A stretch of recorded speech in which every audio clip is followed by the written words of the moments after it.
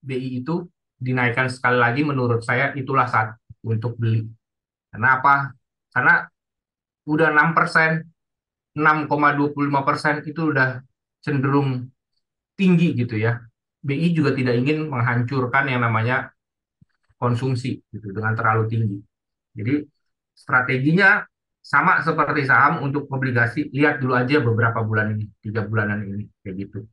Tapi kalau disuruh antara obligasi dan saham ya, kalau saya boleh kasih pendapat ya, untuk tahun 2024 setelah pemilu ya, saya lebih condong atau lebih favorit saham. Karena apa? Karena 2023 tuh obligasi, tahunnya obligasi. Kalau teman-teman lihat tuh 2023 itu obligasi ramai sekali. Gitu. Saham tadi sideways kita lihat ya 2023 IHSG 66, nah, begitu 7.000 balik lagi 66 7.000. Tapi oke, saat-saat ini mungkin obligasi lagi turun, tapi dia udah nikmatin return yang banyak sih di tahun sepanjang 2023. Itu kurang lebih recap review dari saham dan obligasi, Pak. Oke, baik. Terima kasih. Mudah-mudahan bisa menjawab ya. Ini yang bertanya Pak Cahaya ya.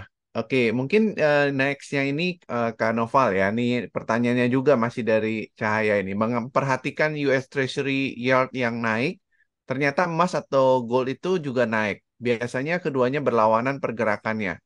Mengapa berbeda saat ini? Sampai kapan? Yang mana yang lebih cerdik untuk investasi, US bonds atau gold? Gimana Ya, Kak Nova? oke. Menarik nih pertanyaan dari Bapak siapa tadi? Pak Cahaya, Cahaya ya. Oke, cahaya. Iya, oke. eh, Baik. Jadi sebenarnya kalau kita berbicara tentang yield obligasi itu kan eh, bagi bapak-bapak dan ibu-ibu mungkin yang belum familiar gitu, yield obligasi ini kan sering dikaitkan dengan kondisi perekonomian suatu negara. Gampangnya Amerika Serikat gitu ya. Nah, ketika si yield obligasi ini naik ya, itu kan sebenarnya bisa dikaitkan dengan dua hal. Apakah pertumbuhan ekonomi suatu negara ini meningkat atau sebenarnya justru yieldnya naik karena investor cenderung lebih mencari aset investasi yang lebih aman seperti ya yield obligasi itu, obligasi pemerintah Amerika Serikat sendiri gitu ya. Nah, inilah sebenarnya yang menarik di tahun 2023 ini. Tadi benar kalau misalkan para pon bilang bahwa sebenarnya yield obligasi kita, yield obligasi Amerika Serikat ini sedang naik gitu ya. Sebenarnya memang ya karena di tahun 2023 ini ya khususnya di Amerika Serikat sana banyak isu-isu ekonomi ya. Adanya tren kenaikan suku bunga ya, kemudian juga ada beberapa ketidakpastian ini kan bakal mendorong investor yang biasanya sebelumnya eh, lebih cenderung melakukan investment di risk asset seperti saham itu beralih ke safe haven seperti salah satunya adalah yield obligasi.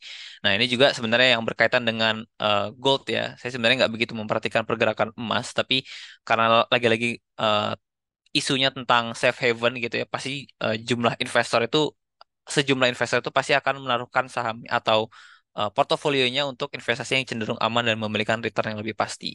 Nah, karena di 2023 ini banyak ketidakpastian ya, pasti ya inilah yang juga menggerakkan gitu ya, menggerakkan dari eh, permintaan atau demand supply dari gold itu sendiri.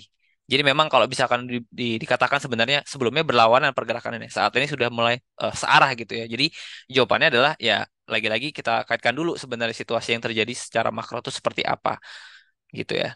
Nah, yang menarik juga sebenarnya dari yield obligasi ya. Yield obligasi itu kan acuannya sebenarnya 10 tahun. Kemudian dari sisi lainnya ada short term 2 years note ya atau yield obligasi dengan tenor 2 tahun. Jadi ada teori menyatakan di mana ketika yield obligasi yang tenor 10 tahun itu bahkan dikalahkan oleh yield obligasi yang tenor 2 tahun, ya ini adalah kemungkinan namanya inverted yield ya. Artinya ketika yield obligasi dari 2 tahun malah lebih menghasilkan dibandingkan dengan 10 year. Ini sebenarnya sinyal bahwa adanya ketakutan pasar di tahun 2023 ini. Sebenarnya memang kalau kita kaitkan, lagi-lagi tadi sudah disebutkan isunya banyak ya. Jadi memang pergerakan yield ini salah satunya adalah yang menjadi menarik di tahun 2024 mendatang. Begitu mungkin jawaban dari saya. Semoga menjawab Pak Cahaya. oke, baik. Terima kasih Kak Noval ya. Mungkin ini yang terakhir juga cocok nih buat Coach Rapon aja lah ya. Dari Lina Aminah ini mau nanya, beli saham ini beli di Ajaib atau gimana rekomendasinya atau apa gitu ya. Kalau saya sih aplikasinya pakainya S-Fast lah begitu ya. Nah, mungkin bisa dijelaskan sedikit tentang SFAS ini ya, Coach Rafon. Ya, ya, Esfas ini kita dari Surya Fajar Sekuritas lah ya. Jadi ibaratnya sih sebenarnya kita anggota Bursa Efek Indonesia lah ya. Jadi kalau Bapak Ibu mau membeli saham, kalau saya sih secara pribadi ya mau beli di mana aja yang penting analis saja benar dan kita dapat cuan sih, ya gitu kurang lebih. Jadi kita Ya, ya. eh, dari produk Espas ya, dan kita sejauh ini memang apa sih yang kita dorong, apa sih yang kita coba lakukan ya. Memang kita pemain baru juga dan kita di tahun ini kita mencoba untuk eh, menguatkan sisi edukasi ya. Kita punya program solusi biasanya buat teman-teman yang mahasiswa, kuliah atau beberapa juga teman-teman dari sini. Nah, terutama kita juga melihat seperti teman-teman atau masyarakat yang belum berinvestasi di pasar modal, belum tahu di pasar modal, kita mengarah ke arah-arah sana lah, kayak kurang lebih seperti itu. Sehingga kita coba juga membahasakan, memberikan pemahaman dengan bahasa-bahasa yang sederhana.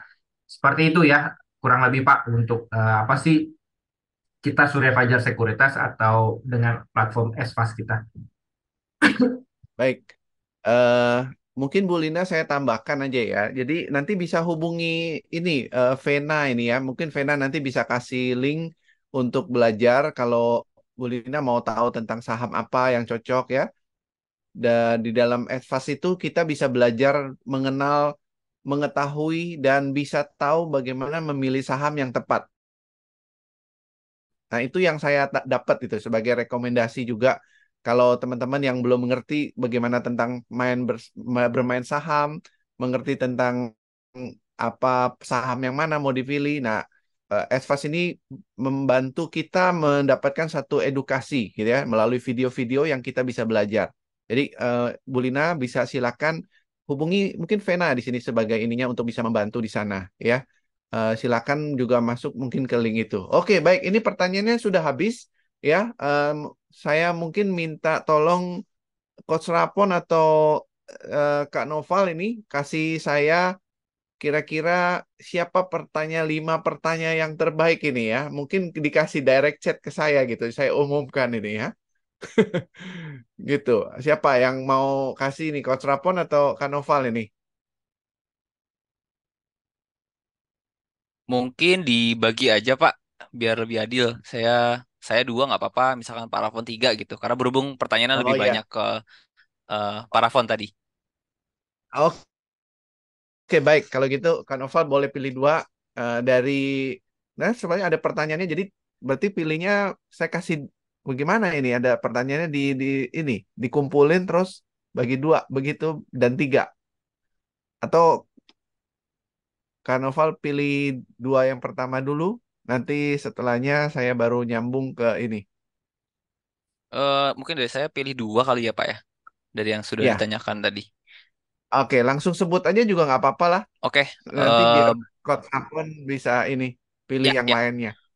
Yang pertama mungkin dari Bu Heni ya, tadi pertanyaannya cukup bagus tuh, terkait tentang inflasi dan juga mata uang.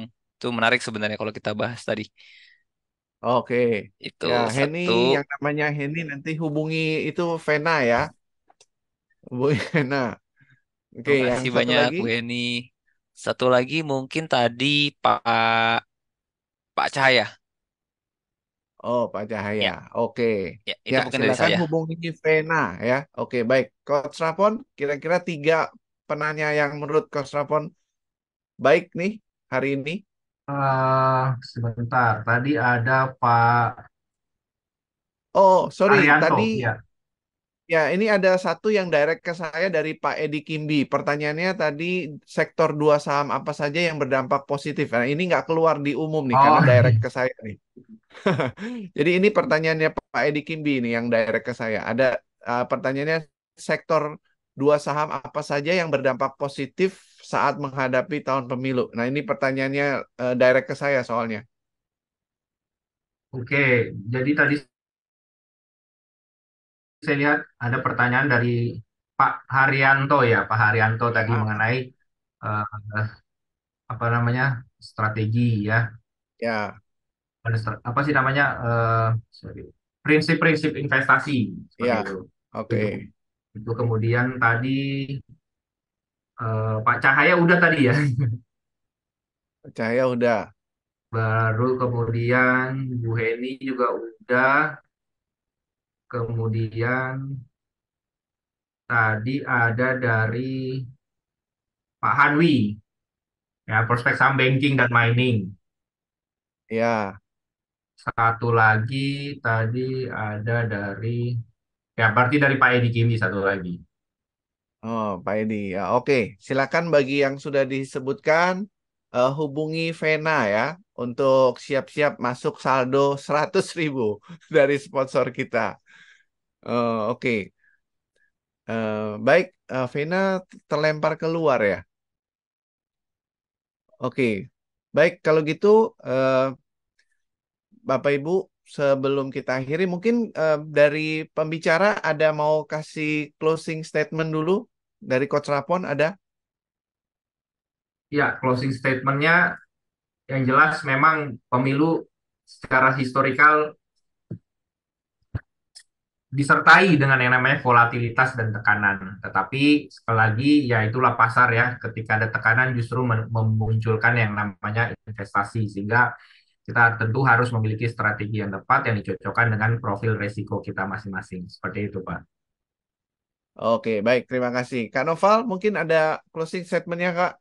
Ya, dari saya juga kurang lebih sama. Sebenarnya kalau misalkan kita berbicara tentang pemilu ya, pasti ada volatilitas gitu ya. Baik tadi sudah dijelaskan bahwa biasanya sebelum pemilu itu cenderung wait and see, tapi kemudian pasar tuh akan cenderung merespon positif ya. Karena memang sebenarnya siapapun nanti presiden yang terpilih dari beberapa periode selanjutnya pasti akan lebih ke arah pro pertumbuhan gitu ya. Artinya nggak bakal ada yang berdampak negatif ke market. Karena memang kalau misalkan kita berkaitan dengan pesta demokrasi, tentunya semua halnya positif, termasuk juga dari secara historis kita bahwa IISG kita lihat tadi sudah tumbuh gitu ya, meskipun sebelumnya sudah mengalami krisis ya, dan juga tentunya tadi kita perlu perhatikan juga gitu ya di ke depan nanti adakah peluang dan juga tantangan yang perlu diperhatikan ya. Jadi tentunya pastinya selama perekonomian suatu negara itu positif dan juga situasi politiknya juga kondusif gitu ya, pastinya akan terdampak positif juga pada market. Itu saja mungkin dari saya. Oke, baik. Terima kasih, Coach Rapon. Coach ini ya, Pak Noval ya. Baik, teman-teman yang sudah yang memenang, tolong nanti hubungi Vena ya. Kepada Vena ya. Jadi silakan nomornya sudah ada dan nanti kita akan foto bersama. Tapi sebelum itu mungkin saya kasih kesempatan. Apakah Vena ada pengumuman buat disampaikan dulu, Vena? Halo, thank you banget. Sorry, tiba-tiba tadi ngehang banget loh laptopnya. Ya, Ya, nggak tadi apa-apa. yang para Kejauhan sih ya. pemenang, ya tadi yang para pemenang tolong hubungin saya ya tadi ke nomor yang berikut, yang 0821 4748 6926. Tadi ada 5 orang ya, Heni, Cahaya, terus siapa lagi ya? Edi Kimbi, Oh, Edi Kimbi ya. Haryanto, Oh, Haryanto. Haryanto. Lagi satunya siapa eh, ya? Satunya tadi ini. Kalau tidak salah ada itu. Siapa? Hanwi ya? Hanwi namanya ya? Oh, Hanwi. Namanya ya Hanwi. Oke, baik. Terima kasih buat dari Pak Hari dan Pak Rapon dan juga Pak Naufal yang udah mengisi acara yang sangat luar biasa ini. Saya sebagai PIC Gate CD mengucapkan terima kasih sekali. Namun teman-teman jangan ada kemana-mana, kita akan foto bersama dulu ya. Dan juga untuk bulan depan kita masih ada sesi workshop yang menarik lagi. Tetap berada di dalam grup kami dan tetap selalu mengikuti acara-acara dari Git CD kami. Oke. Kita foto bersama ya. Ya, Boleh silakan semuanya aktifkan teman-teman kamera. ya buka. Ya, muka cantik dan gantengnya ditampilkan biar terpampang gitu ya. Oke, yang lainnya belum pada buka. Oh, masih di jalan kali. Hmm.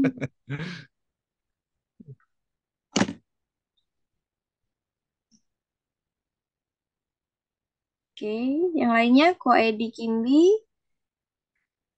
Pak Keng Fui, YG, Yoga, Oppo, Hanwi, Pak Joni, Bu Sri, Pak Prijadi, Pak Yadi, pada nggak bisa buka ya? Oke deh, nggak apa-apa. Saya screenshot ya. Wah, 1, 2, 3. Oke, baik. Terima kasih. Terima kasih semuanya Ya, ya. Dan sekian dari pada hari ini. Dan terima kasih sekali. Jangan lupa tetap ikut terus untuk di acara GitCD ya. Dan juga bisa follow IG-nya GitCD, gidb.cd dan juga Gema Kebijaksanaan. Di situ akan ya, memberikan informasi mengenai acara-acara untuk berikutnya. Oke, untuk IG Gema Kebijaksanaan boleh diketikin ya, kok. ya. Silakan Gema Kebijaksanaan Instagram dan YouTube sama Gema Kebijaksanaan. Oh, sama ya. Ya, Oke.